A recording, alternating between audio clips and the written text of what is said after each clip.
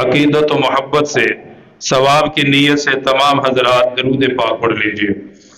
اللہم صلی علی محمد وعلی آل محمد کما صلیت علی ابراہیم وعلی آل ابراہیم انک حمید مجید۔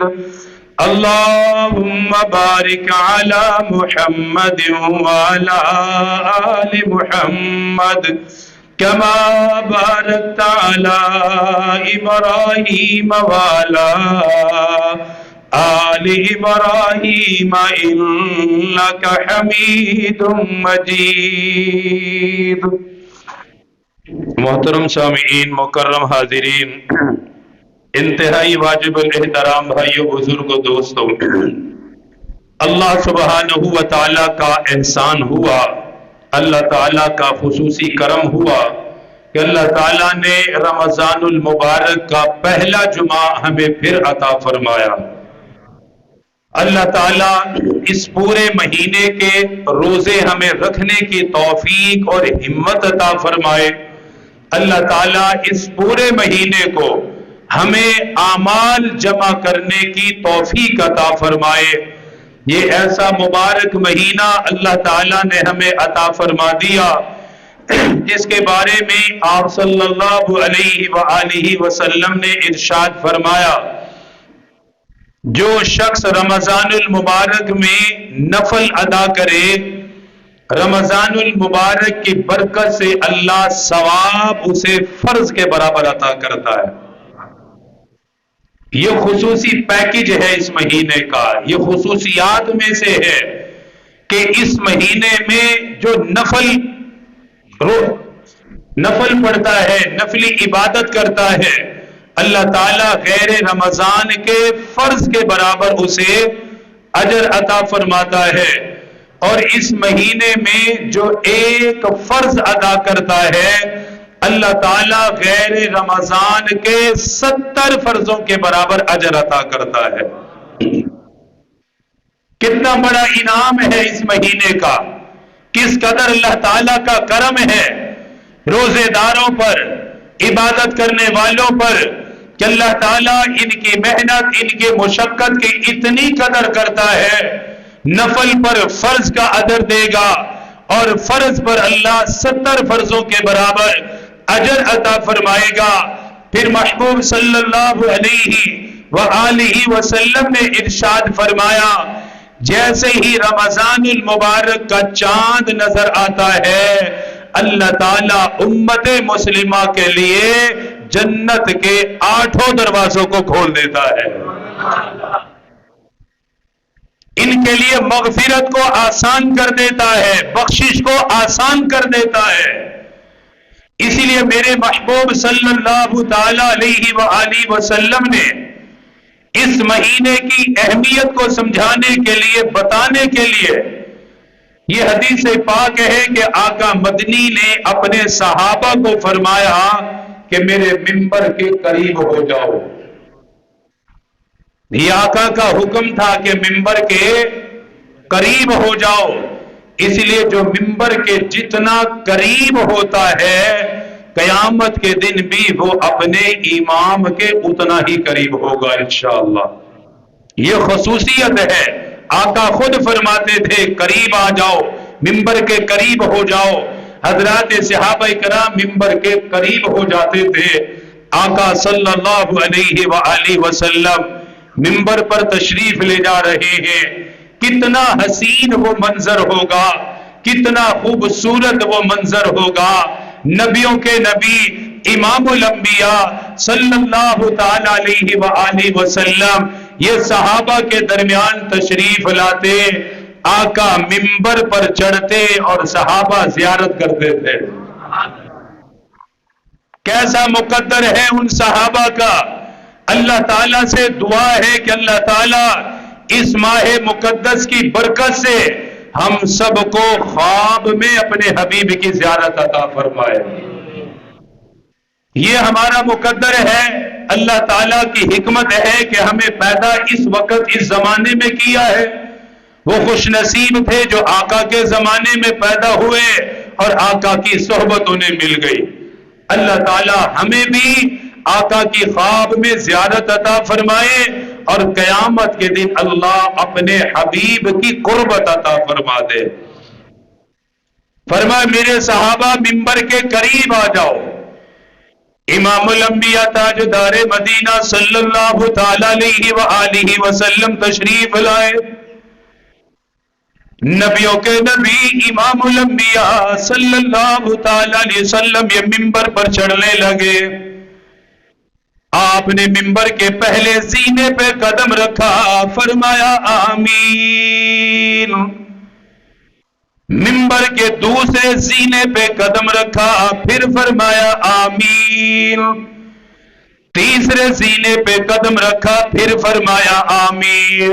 تیسرے پہ قدم رکھنے کے بعد آقا مدنی چوتھے زینے پہ تشریف فرما ہوئے۔ حضرات صحابہ کرام کو وعد فرمایا، اللہ کا قرآن پڑھ کے انہیں سنایا، اللہ کا دین انہیں سمجھایا، جس مقصد کے لیے منبر کے قریب کیا تھا، جو بات سمجھانے کے لیے منبر کے قریب بلایا، آقا مدنی نے وہ بات اپنے پیارے صحابہ کو سمجھائی، ایمان والوں کو بتلائی۔ بتلانے کے بعد آقا مدنی منبر سے نیچے تشریف لائے۔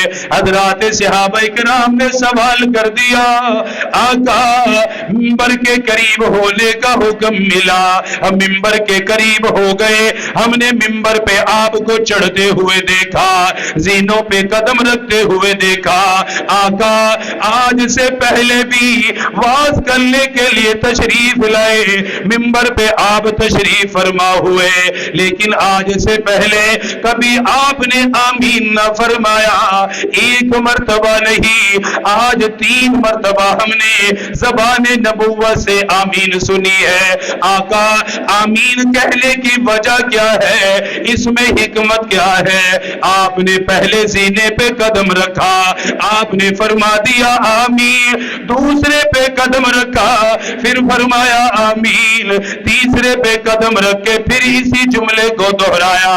آقا ہم یہ پوچھنا چاہتے ہیں، یہ معلوم کرنا چاہتے ہیں، آپ نے آمین کیوں کہا؟ فرمایا میرے صحابہ، جب میں نے تمہیں منبر کے قریب ہونے کا کہا، تمہیں منبر کے قریب میں نے کیا، تو منبر کے قریب آ گئے، میں منبر پہ چڑھنے لگا، ادھر سے نبیوں کا نبی امام الانبیاء منبر پہ چڑھنے لگا، ادھر سے ملائکہ کا امام آ گیا، حضرت جبرائیل علیہ السلام آ گئے، بارگاہ رسالت میں حاضر ہوئے، عرض کرنے لگے آقا آپ کا وہ امتی یقیناً ہلاک ہو گیا، آپ کا وہ امتی برباد ہو گیا جس کو زندگی میں رمضان المبارک کا مہینہ ملا، عظمت والا مہینہ ملا، یہ شان والا مہینہ ملا، یہ فضیلت والا مہینہ ملا، اس مہینے میں اعمال کر کے جو اللہ کو راضی نہ کر سکا،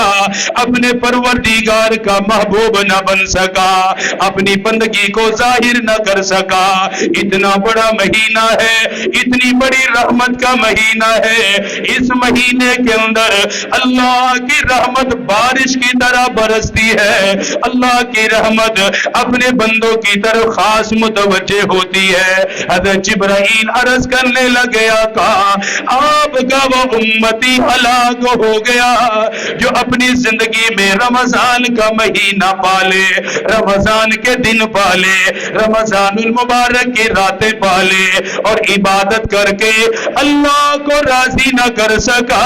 فرمانے لگے آقا وہ بندہ ہلاک ہو گیا۔ میرے محبوب نے فرمایا آمین۔ فرما میرے صحابہ پہلے زینے پہ میں نے قدم رکھا، جبرائیل کی پہلی بدعا آئی، جو رمضان المبارک کی قدر نہ کرے گا، جو رمضان کے روزے نہیں رکھے گا، جان بوجھ کے چھوڑنے والا، جان بوجھ کے سستی کرنے والا، لاپرواہی کرنے والا، کوتاہی کرنے والا، اس کے لیے ہلاکت کی بدعا فرمائی۔ بدعا کرنے والا فرشتوں کا امام ہے، بدعا کرنے والا انبیاء پر وحی لانے والا حضرت جبرائیل علیہ السلام ہے۔ بددعا اس فرشتے نے کی جو اللہ کا قرآن لے کر آیا، جو تورات کو لے کر آیا، جو زبور کو لے کر آیا، جو انجیل کو لے کر آیا، ہر نبی سے جو ملتا رہا، ہر رسول سے ملتا رہا، ہر پیغمبر سے ملاقات کرتا رہا، ہر نبی کی خدمت میں آتا رہا، میرے آقا کی خدمت میں 23 سال مسلسل آنے والا، 23 سال کا عرصہ، دن کے وقت بھی آقا کی خدمت میں آئے، رات کے وقت بھی آقا کی خدمت میں آئے، اتنا بڑا فرشتہ ہے۔ عرض کرنے لگا کہ وہ بندہ ہلاک ہو گیا جو رمضان المبارک میں مغفرت نہ پا سکے، بددعا دینے والا فرشتوں کا امام ہے، آمین کہنے والا نبیوں کا نبی امام الانبیاء ہے۔ فرمایا پہلے سینے پہ میں نے قدم رکھا، رمضان المبارک کا ذکر ہوا، ظاہر سی بات ہے وہ بندہ ہلاک ہے جو اس مہینے میں بھی اللہ کو راضی نہ کر سکا، بندگی نہ کر سکا۔ فرمایا میرے صحابہ میں نے دوسرے سینے پہ قدم رکھا، منبر کی دوسری سیڑھی پہ میں چڑھا، جبرائیل علیہ السلام نے پھر فرمایا آقا آپ کا وہ امتی بھی ہلاک ہو جائے، وہ امتی بھی برباد ہو جائے جس کے سامنے آپ کا ذکر کیا جائے، آپ کا ذکر خیر کیا جائے، آپ کا مبارک نام لیا جائے اور وہ آپ پر درود نہ پڑھے، درود کی صورت میں یاد نہ رکھے، آقا وہ بھی ہلاک ہو جائے۔ میرے آقا نے فرمایا آمین۔ بتاؤ قبولیت میں کوئی شک نہیں، اللہ کے ہاں قبولیت میں کوئی شک باقی نہ رہا۔ جس پیغمبر کا اتنا احسان ہے، جس نبی کا اتنا احسان ہے، جو رات کو بھی امت کو یاد کرتا رہا، دن کے وقت بھی امت کو یاد کرتا رہا، تہجد کے وقت بھی امت کو یاد رکھا، لمبی لمبی نمازیں ادا کرتا رہا، لمبا قیام کرتا رہا، لمبا رکوع کرتا رہا، بڑا طویل سجدہ کرتا رہا۔ حضرت عائشہ فرماتی ہے آقا کا قیام اتنا لمبا ہوتا، آقا کے قدمین میں ورم آ جایا کرتا تھا، آقا کے قدمین مبارک سوج جایا کرتے تھے۔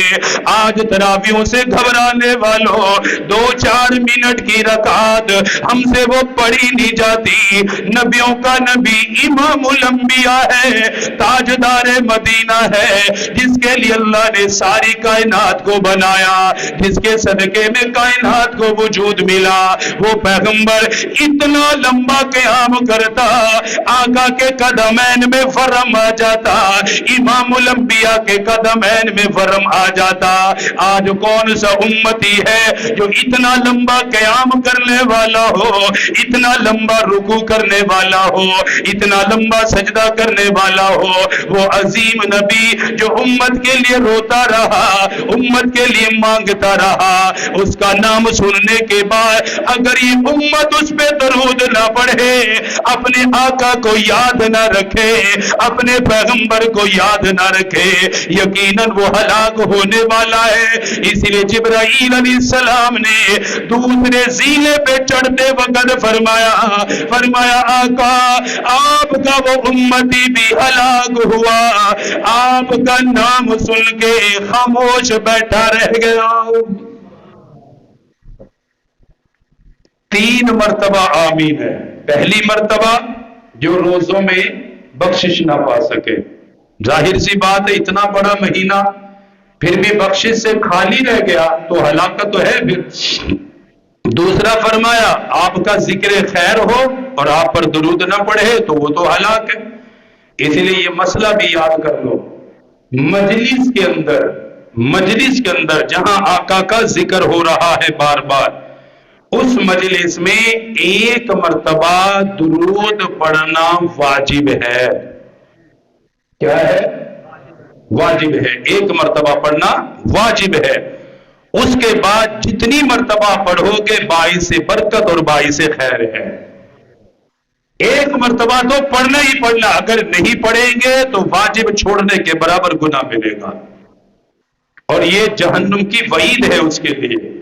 اس لیے جمعے کے بیان میں، محفل میں، جہاں بھی اللہ رسول کا ذکر ہو رہا ہو، کم از کم ایک مرتبہ تو صلی اللہ علیہ وآلہ وسلم پڑھ لو سارے مل کے، صلی اللہ علیہ وآلہ وسلم۔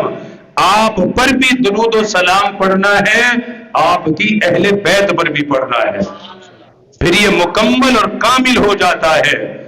اس لیے فرمایا آقا کا ذکر ہو، درود و سلام پڑھو، 2 مرتبہ آمین ہو گئی۔ آقا تیسری مرتبہ کیوں فرمایا؟ فرمایا جب میں تیسرے زینے پہ قدم رکھنے لگا، پھر جبرائیل نے کہا آقا آپ کا وہ امتی بھی ہلاک ہو گیا جو اپنے ماں باپ کو بڑھاپے میں پالے پھر ان کی خدمت کر کے جنت نہ پا سکے۔ فرمایا آقا وہ بھی برباد ہو گیا۔ بوڑھے ماں باپ ہیں، بوڑھی ماں ہے جسے آج اولاد کی ضرورت ہے، بوڑھا باپ ہے جسے آج اولاد کی ضرورت ہے۔ فرمایا جو ان کی ضرورت کا خیال نہ کر سکے، بوڑھی ماں ہے، بوڑھا باپ ہے، ساری زندگی اس اولاد کو کھلایا پلایا رکھا سنبھالا، ساری خواہشات کو پورا کیا، اگر یہ اولاد ان کے بڑھاپے میں ان کو خوش نہیں کر سکتی، فرمایا آقا پھر اس کی ہلاکت میں کوئی شک نہیں ہے۔ یہ جنت کی ٹکٹیں ہیں جو اللہ نے دی ہیں، ان کی خدمت کرو، ان کو راضی کرو۔ یہ کچھ بھی کہیں، ماں ماں ہے، باپ باپ ہے، اچھے طریقے سے پیار سے سمجھا دو، کوئی بات کرنے والی ہو پیار سے سمجھاؤ، ڈانٹ ڈپٹ کرنا جھڑکنا ان چیزوں سے ان کے دل پھٹ جاتے ہیں۔ میں چونکہ اس منزل پہ آ چکا ہوں، بہت سارے آگے ہوں گے جن کی اولادیں ہیں، مجھے پتا ہے کہ اپنی اولاد کی محبت میرے دل میں کتنی ہے۔